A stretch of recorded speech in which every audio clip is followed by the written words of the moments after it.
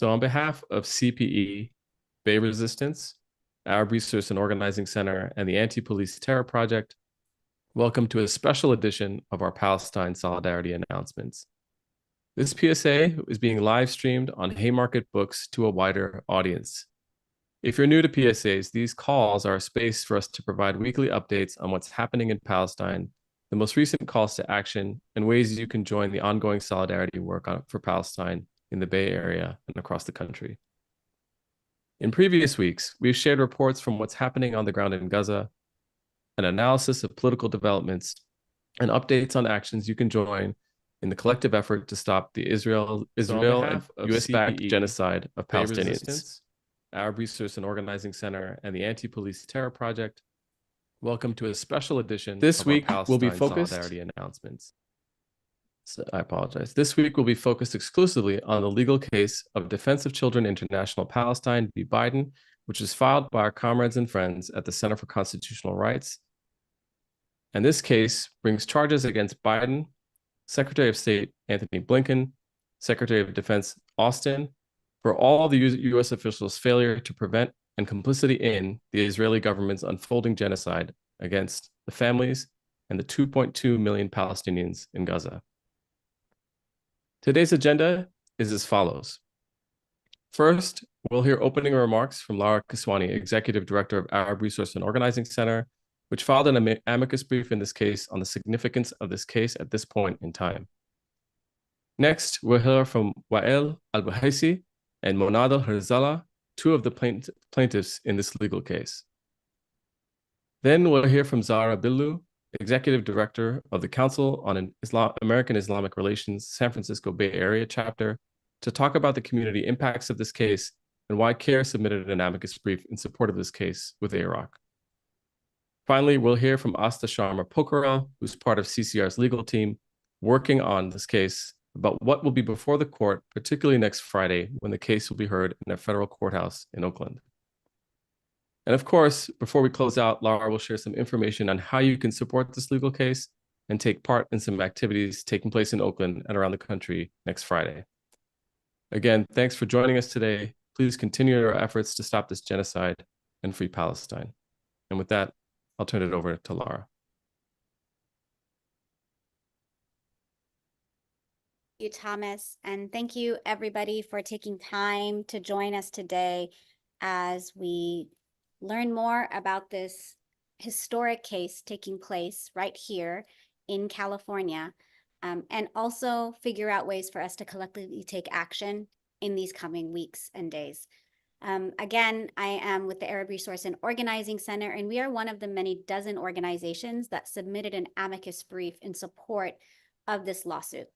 I want to start by first noting that we all watched from afar as our siblings in South Africa took the initiative to bring Israel to the International Court of Justice, charging them with genocide. We know the significance of having a community that lived under apartheid, that was able to overcome apartheid, in part due to the large solidarity movement that supported them over the years. And for them to be able to look to our community, to our movement, to Palestinians, and advocate on our behalf in using the court system. As we watch from afar, people often spoke about how historic that moment was, to have South Africa bring this case to the courts, to bring the case of genocide to the courts. And as we await the findings of that court, we have another historic case.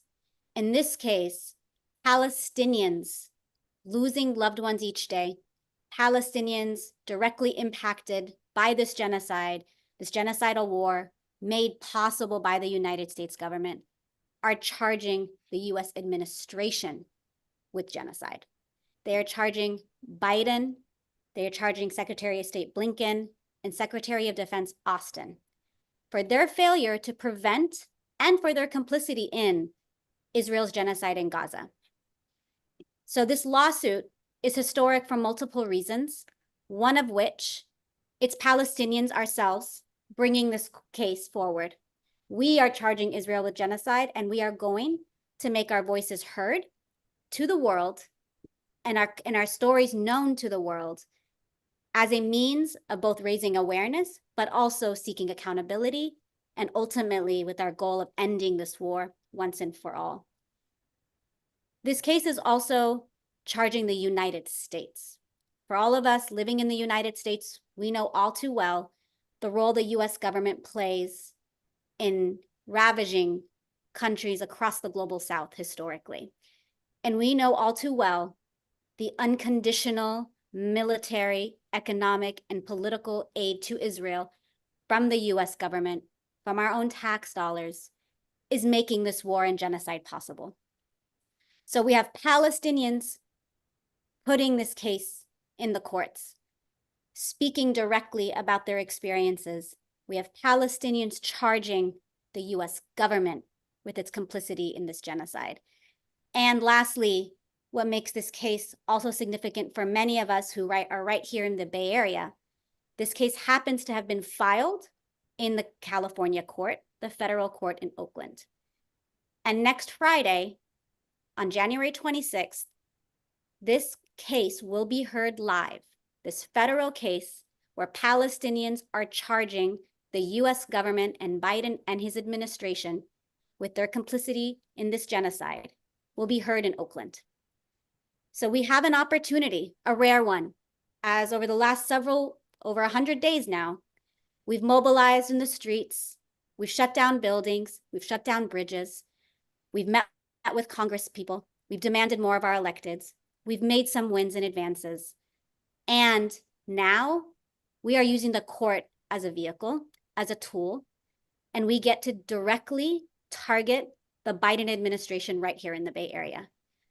I'll talk later about what will be happening across the world in conjunction with the Day of Action on January 26th. But I hope today, as you hear from the plaintiffs, from the attorneys, and from other advocates, you will see yourselves as part of this case, because really all people of conscience have been charging Biden with genocide, and this is an opportunity to do so materially. And the goal of this case, as you will hear shortly, is to actually halt US military and diplomatic aid to Israel. And that should be the demand of all people of conscience. Thank you.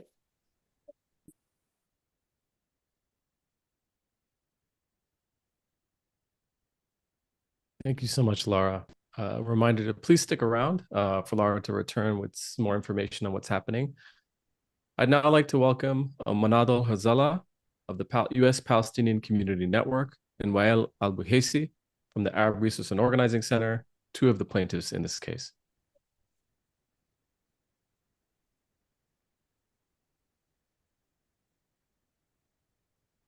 Monadel and Wael, welcome. Thank you. Thank you. Monadel, I want to start with you. Can you share a little bit about yourself and how the military aggression by Israel has affected your family in Gaza and your family here in the United States? My name is Monadel Herzallah. I came to the States in the late 70s, and I graduated from California State University. I work and live in San Francisco Bay Area, belonging to the national organization U.S. Palestinian Community Network based in Chicago. I am part of this case for the fact that I find it as a tool, as Lara mentioned earlier, to struggle against the injustice that we have been witnessing as Palestinians for the last 75 years. By no means that I am talking about my family as different than the other families. For me, I see the 24,000 or over, a much larger number. These numbers that we are being subject to is the official numbers by the Ministry of Health, but there is many bodies, many thousands of people who are not being identified yet. So when I talk about my family, I'm talking about all these families in Gaza, all these people who have been suffered this after this vicious attack by the Israeli government, fully supported by the U.S. government unconditionally.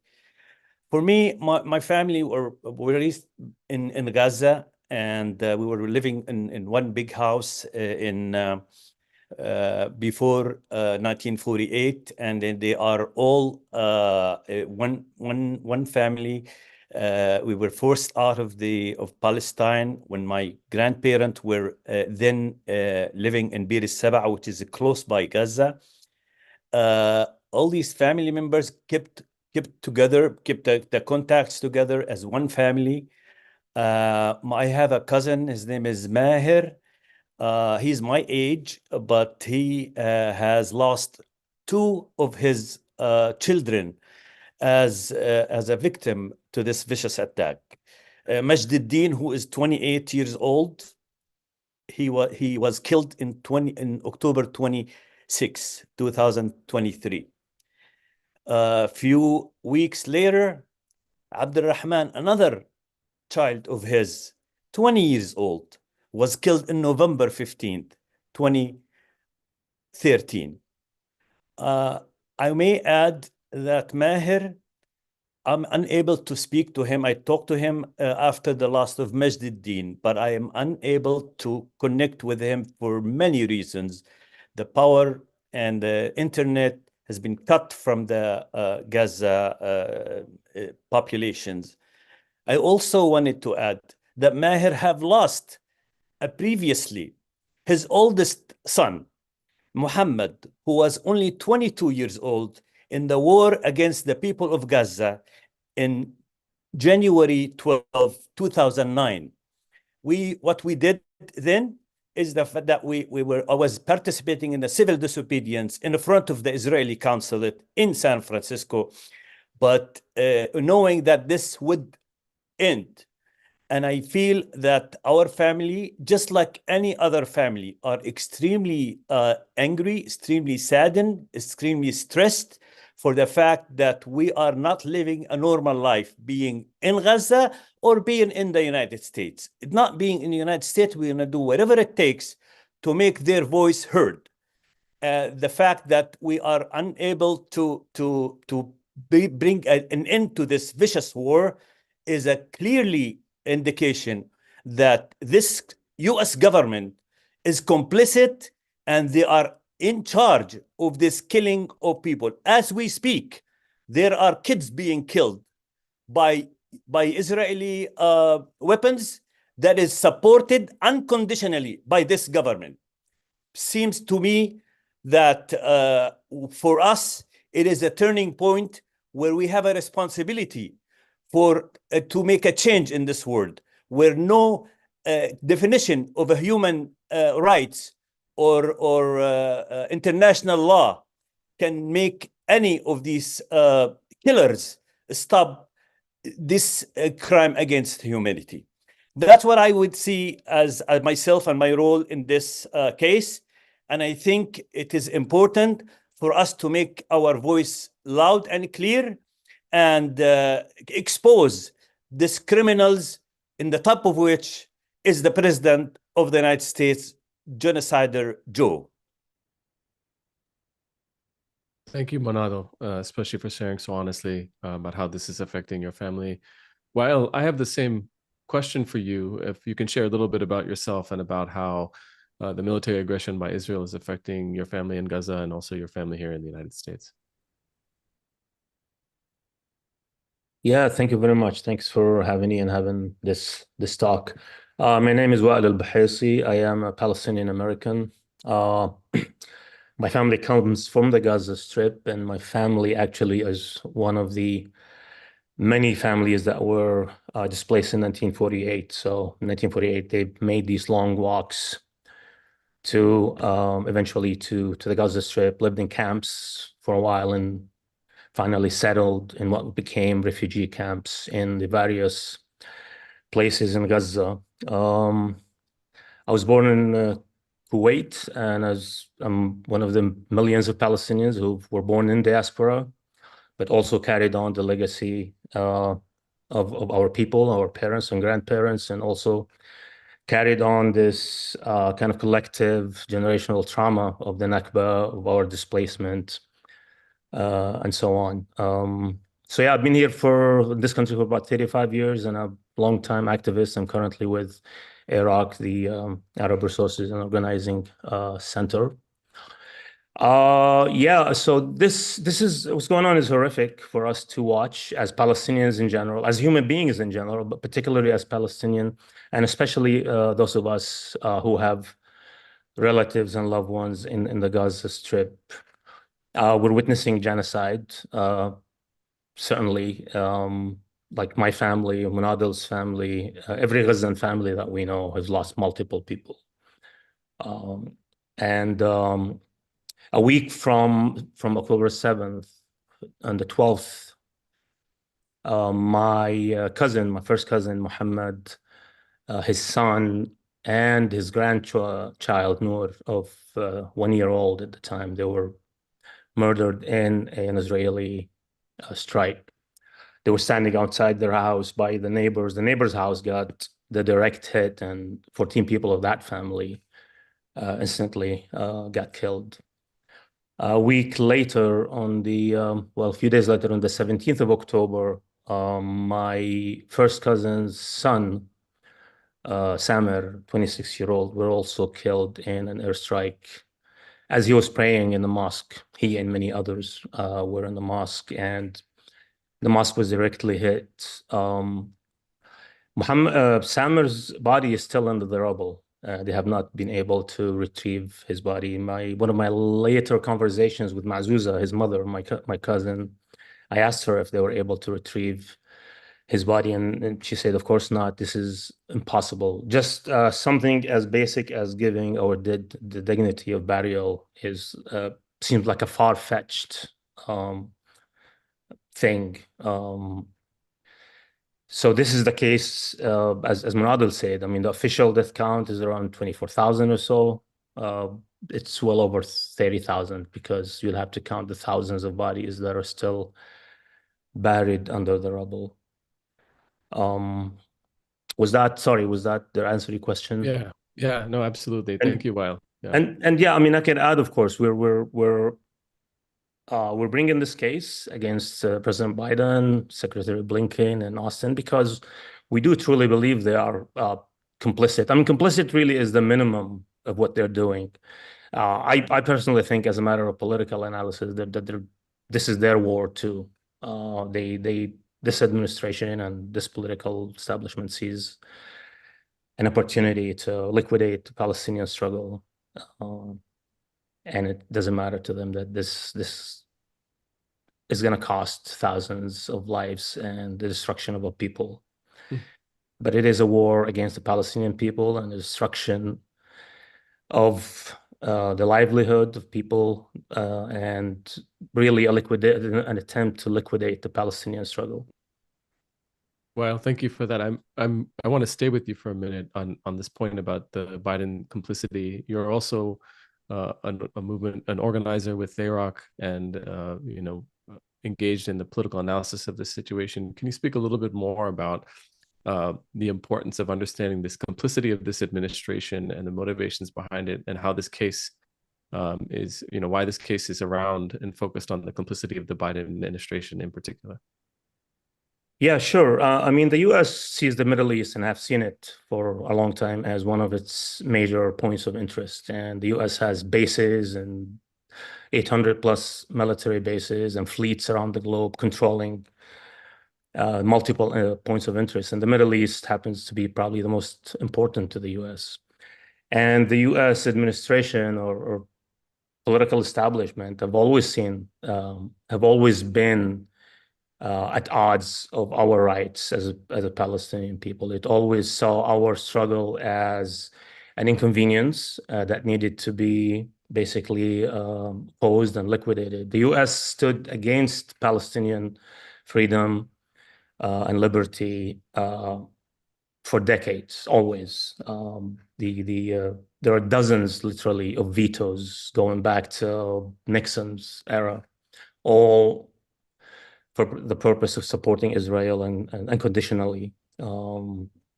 Every time that there is a war, massacres, heavy bombings back to Beirut in '82 and going through all the wars against Gaza, So I mean, the reason of why the U.S. holds that position is probably multifaceted, and probably don't want to necessarily go over it here, but just that the U.S. sees Israel as an advanced geostrategic and military base in the region, and it's a base that will always basically be aligned with the U.S. interest, as opposed to some other regime that might flip or get get toppled by the people. And then, so the complicity is basically, as we all have witnessed, we have the unconditional support. We have the massive, like we've already had 2 packages of 14 billion plus of military aid goes to Israel. I'd remind people here that this is billions of dollars of profit for the military industry here. This is money that gets immediately or directly paid to the manufacturers of arms, Lockheed Martin and Raytheon and others. And then the US buys this military equipment and ships it to Israel. In addition, of course, we saw the vetoes and the unconditional, blatant, really, diplomatic support. The US vetoed twice already just the resolution of stopping this massacre, just ceasefire. And these resolutions every time passed by a massive majority in the General Assembly, but they wouldn't pass, obviously, in the Security Council because of the US vetoes. So these are two facets of support and complicity. We have a massacre and genocide going on that the US funds and approves completely. And then there is a third element, well, I guess the media and how this is also being led by the US and directed by the US spokespeople. I mean, every time you hear somebody like Kirby or these other monsters, honestly, feign some kind of sympathy for the Palestinian people while fully funding and supporting the genocide in reality. And indeed, one can't but just be horrified and frustrated. We feel that Monadel and I and all our people, Palestinians, Arabs, and even the larger Muslim communities, that we're unseen, and that our lives and the lives of our families simply don't matter as much, and are expendable, basically, for the US to achieve its geostrategic goals and for Israel to implement its final solution, if you will. And yeah, I mean, just the continued repetition and reiteration of Israeli talking points through this administration. I mean, Biden just recently reproduced the beheaded babies myth, which we know that has been debunked and just false. So just reiterating and repeating Israeli talking points and to continue to support this war just on that level. Well, thank you so much. Well, we're going to have more to hear from Wael and Monadel next week. Monadel, I wanted to close out with a question for you, and it's a very direct question about how do you see the role of Americans in stopping this genocide, and what's the outcome that you're looking for in this case? Yeah, well, there is a great deal of work that Americans can do as Americans. I remember back in the 80s, we used to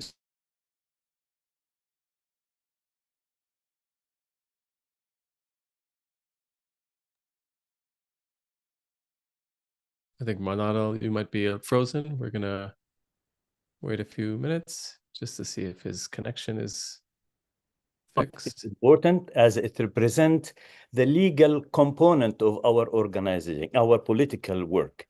But I strongly believe that it is time that we are urgently need to continue the actions in the streets. And every other actions, webinars like this, seminars, all these actions needs to be continued. we are marking 105 days of vicious genocide that is happening right now, which means like like in every hour there is an average of like 7 to 10 people being killed. At the end of this webinar, we will have 14 Palestinians being killed, many of whom are going to be children. So Americans, like everybody around the world, is responsible to stop this inhumane, vicious attack against the Palestinian people. And I just wanted to point that here, Gaza is in our hearts, in Arabic, which means Gaza is in our hearts, and our means everybody around the world. I think it's really bravely, we want them to bravely rising up for collective liberation, for us as a humanity, to speak the truth, to stand up for every human, and really stop this. It matters a great deal, more than you ever think, to rebuild a new world. Our grief is initiation of our collective heart to rebuild a new world based on compassion. To build that world, we must take it, will not be given to us. We must take it. It requires dedication, it requires courage, it requires commitment, and I can't but really greet those young activists that are not fooled by the old-fashioned control of the mainstream media that is being fueled by this racism, and as Wael said, makes us invisible. We need to be visible. We need to be loud. We need to make a difference among all around the world. And we are seeing this. We are seeing the lawsuit that Lara talked about, that the South Africa, the heroic people of South Africa. It really reminds us that when we were activists in the campuses, we were working against the apartheid in South Africa. And then when Nelson Mandela was considered to be a terrorist, now things are different. But we cannot wait until then. We must continue our work. We must continue expose politicians who continue to receive blood money from people who are supporting the vicious attack and supporting the genocide, and even saying no to the minimum thing of ceasefire. And that's all what I can say. I want to greet you. I want to respect all this work that's happening. We want to do more and more until this injustice ends. Monadel, Wael, thank you both so much for your time today, for your courage, and for your energies in taking up this case and making your stories known. We wish you all the best, and we will be there to support you next week on Friday. And also deep gratitude for both of you and for all of our Palestinian comrades who continue to show tremendous leadership, even through the tremendous suffering that they and their families are all experiencing. And Monadel, your call to action is very much taken well. Thank you both. Thank you. Thank you. With that, I'd like to welcome Zahra Billoo from CAIR to talk a little bit about the broader impacts on the community and why CAIR decided to intervene with an amicus brief in conjunction with AROC and with other organizations. Thank you, Zahra, for joining us. Of course, thank you so much, Thomas, and all of the sponsors of these weekly PSAs and everyone who's been joining. I was curious, and mashallah, there are over 200 people on the webinar right now, and I know many tuned in via the live streams through other means. For those of you that are not familiar with CAIR, we are the nation's largest American Muslim civil rights organization with over 30 offices across the country, including 4 right here in California. We were founded in part by survivors of the refugee camps, Palestinians who survived the Nakba and who immigrated to the United States. And so the question of Palestinian liberation has been one that's been core to the identity of many people in our organization for its entire existence. I think back about growing up as a Muslim in the 80s and 90s and knowing how important Palestine was to Muslims.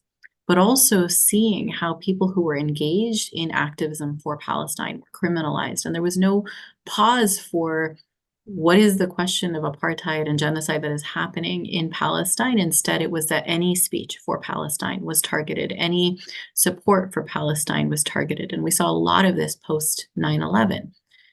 Organizations, individuals, and leaders who worked to advocate for freedom and justice for Palestinians were silenced. They were marginalized, they were arrested. And it created a culture of fear in our community where people hesitated to speak up for Palestine. The cost was so high. But it is a core human rights question. And since October 7th, it has been brought home for so many people who thought they could ignore it, or for whom it was a second or third priority. It has resurfaced as a top priority for everyone in the Muslim community, including for those of us at CAIR.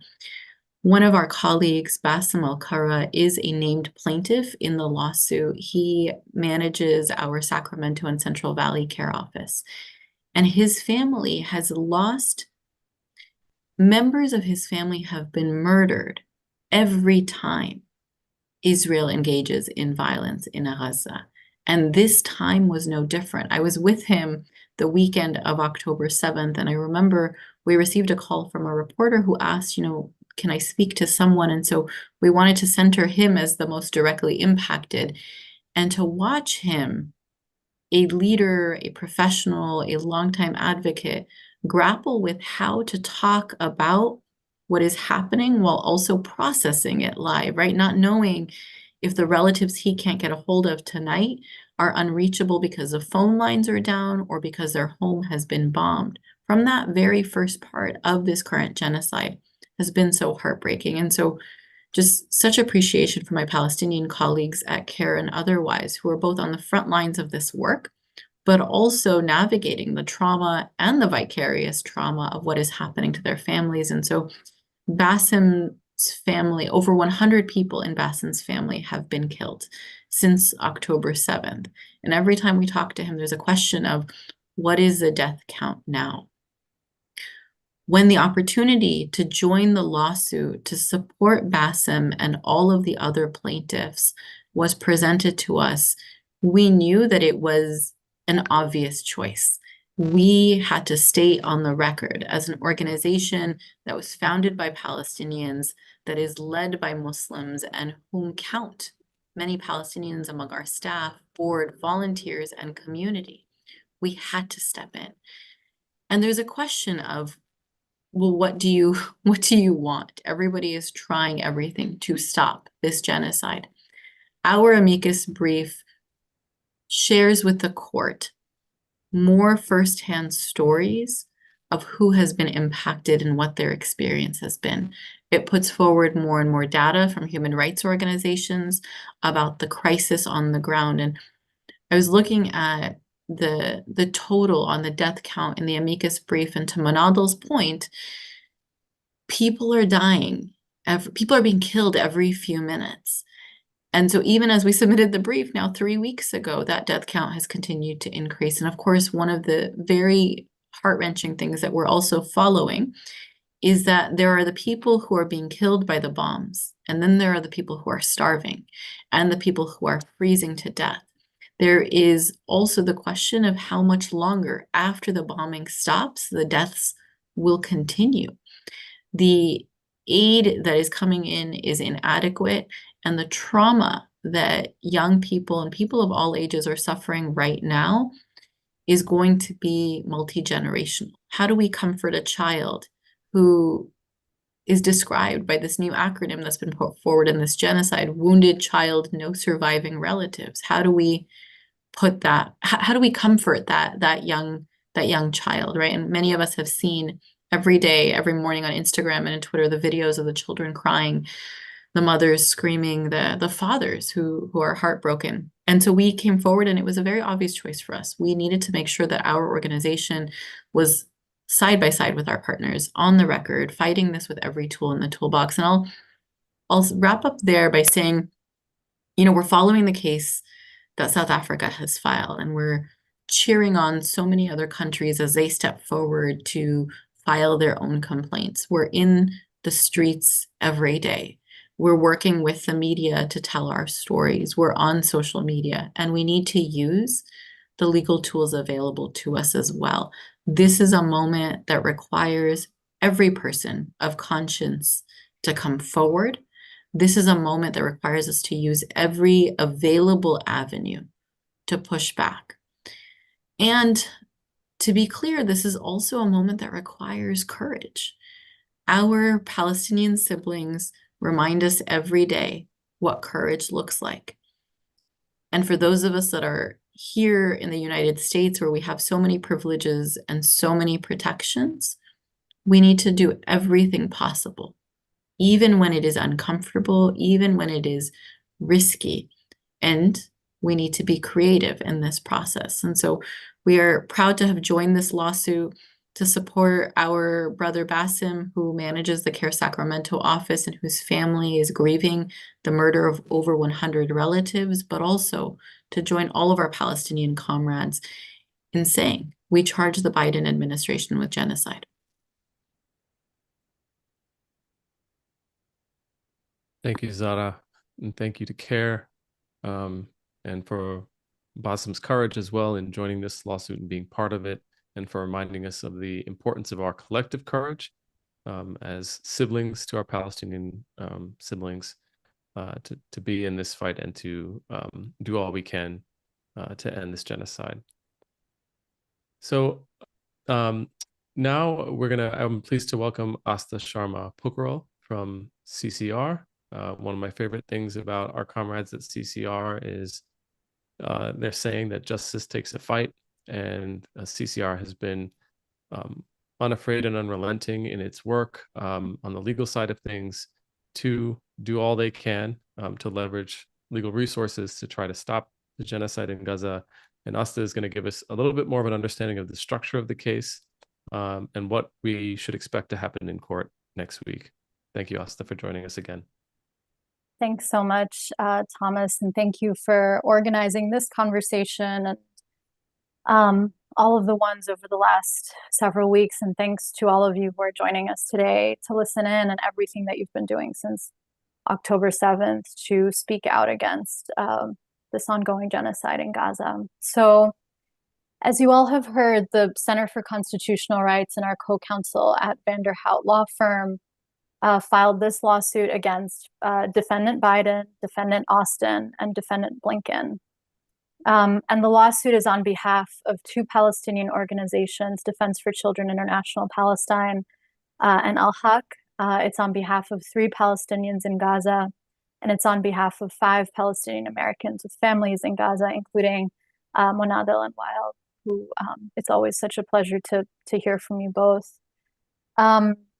And the lawsuit was filed in federal court, in federal district court in the Northern District of California. And as you've heard, there's a hearing next Friday at 9 a.m. in Oakland. So in terms of why we decided to take up this case, you know, CCR historically has sought to hold Israeli officials and U.S. actors accountable for the occupation, for the expansion of settlements, for the violence against Palestinians and U.S. citizens by the Israeli military, by the State of Israel. And this work has included work at the ICC, the International Criminal Court, which has an open investigation into war crimes and crimes against humanity committed in Palestine. It has also included work in U.S. courts challenging the occupation and Israeli settlements and challenging Israel's military violence supported by U.S. weapons and U.S. equipment. And it has included, litigation protecting advocates and organizers working in and around Palestine solidarity work here in the United States. And as we all know, this genocide that is ongoing in Gaza today is the culmination of decades of occupation, of apartheid, of dispossession. And so this work naturally followed, this lawsuit naturally followed the work that CCR has now been doing for decades. But starting in October 7th, what we're all seeing something qualitatively different in the violence that Israel is enacting in Gaza. And so this lawsuit is intended to elevate that this is a genocide. And as others have said, to really bring into focus the responsibility and the liability, the legal liability of the United States and of these three defendants in particular. So in terms of relief, as others shared, the real goal of this case, and especially of this urgent motion that we filed, is to stop all support of Israel, to stop all US support of Israel, including military support. And there are two claims that we've raised in this lawsuit. The first is that these defendants are liable for failing to prevent genocide.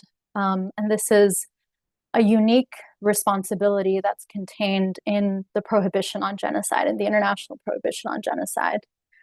And the second part of this claim is these defendants' complicity in genocide.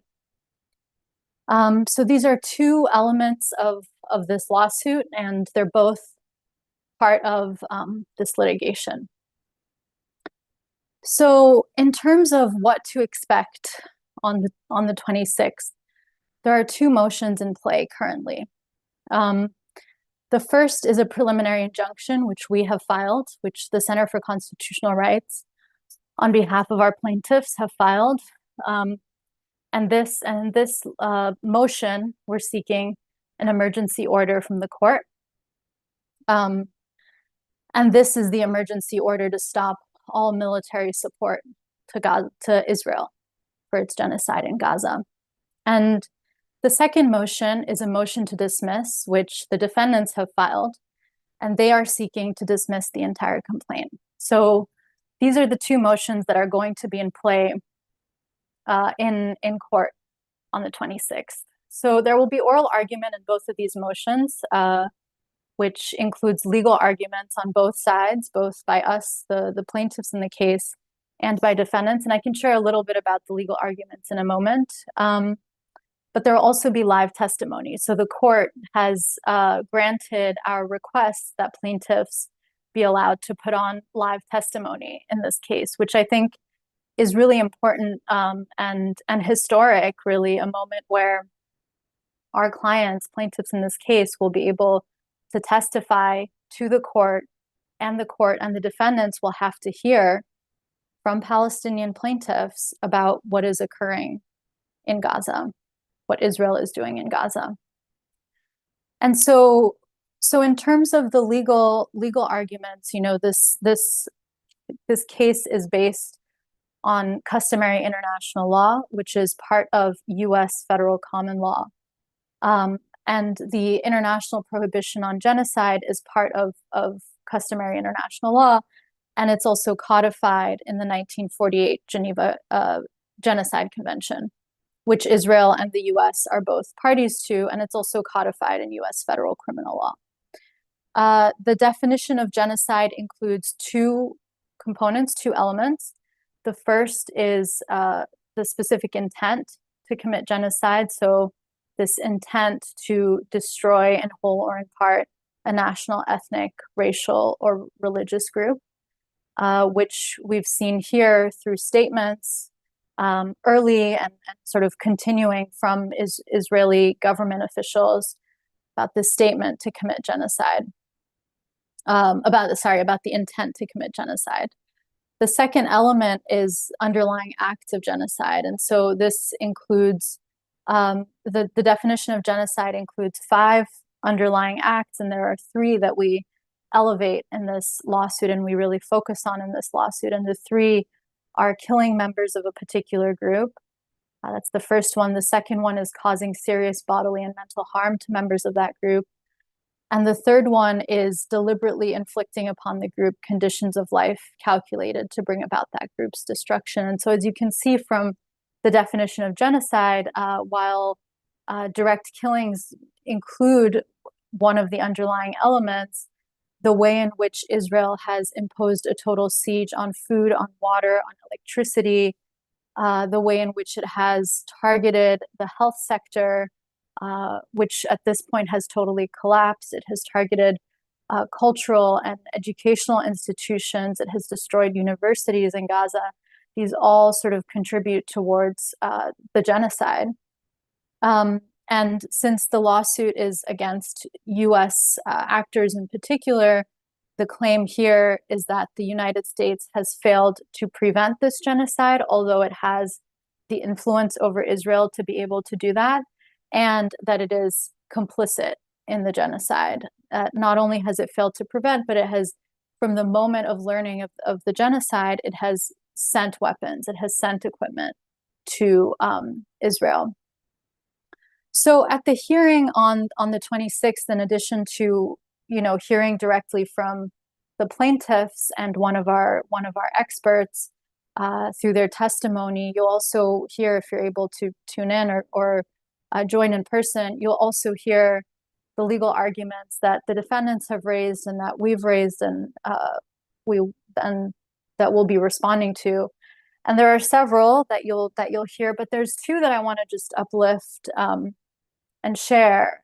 And the first, and it's likely that this will come up at the hearing. And the first is that defendants argue that, I guess I should back up and just say the defendants in their filings have not actually engaged with the merits of the lawsuit at all, in the sense that they have not engaged with the question of whether there is a genocide unfolding in Gaza, ongoing in Gaza, and whether the United States has failed to prevent it, whether the United States is complicit in it.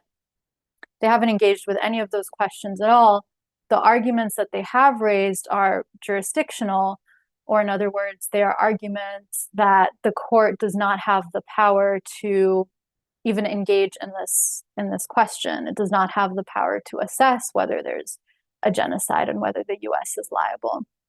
And so two of the arguments that they've raised, and this is just sort of a subset. The first is that they've argued, this is just a question of foreign affairs, of foreign policy that should be left up to the executive, to Biden and these other officials. But of course, the question of genocide, as I've sort of laid out, is a legal question. Whether there is a genocide unfolding, ongoing in Gaza, whether the US has failed in its obligations with regard to supporting Israel in this genocide. These are legal questions. These are legal prohibitions. The administration and these defendants don't have the discretion, the sort of foreign policy discretion, to violate these legal mandates.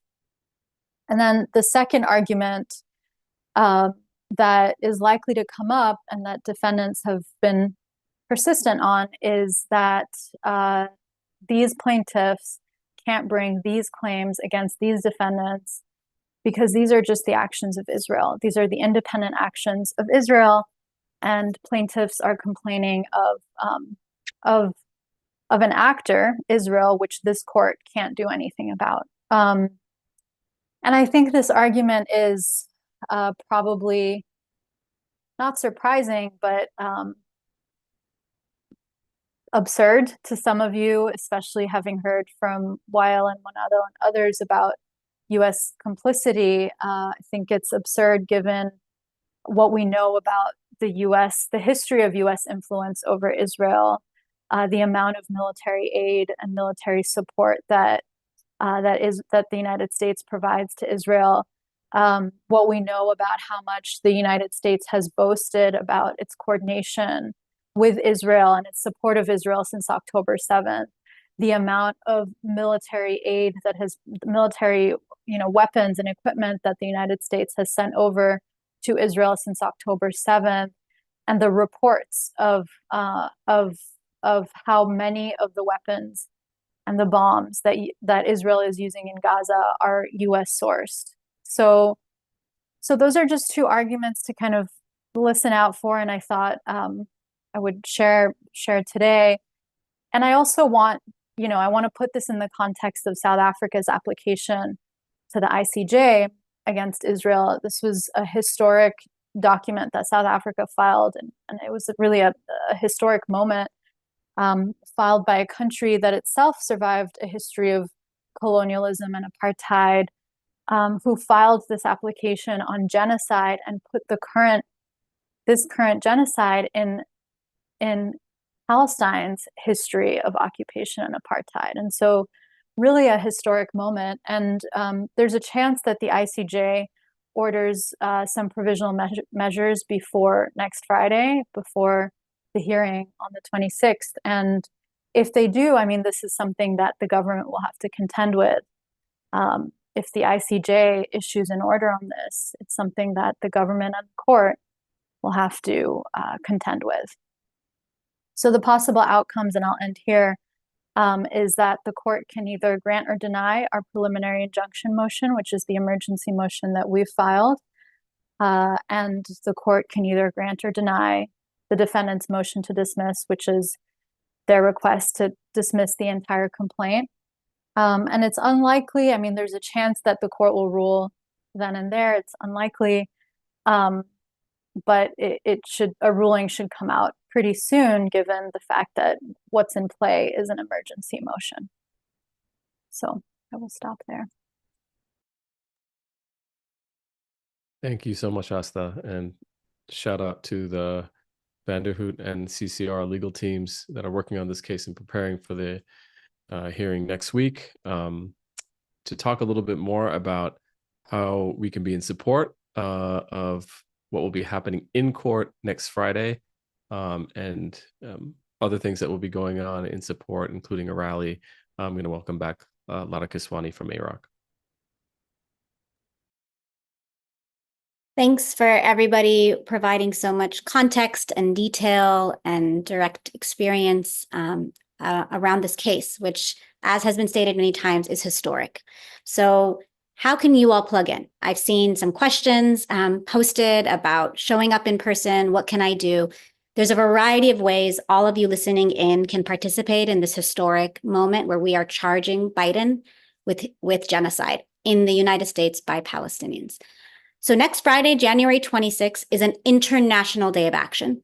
People across the world will be holding different events, watch events to live stream the hearing wherever they may be. And Center for Constitutional Rights will be leading that. And there's a form you can use and a link to be able to access that and plug in if you're anywhere and would like to participate in this International Day of Action and participate in the live stream or watch the live stream. So I believe someone will be putting that in the chat.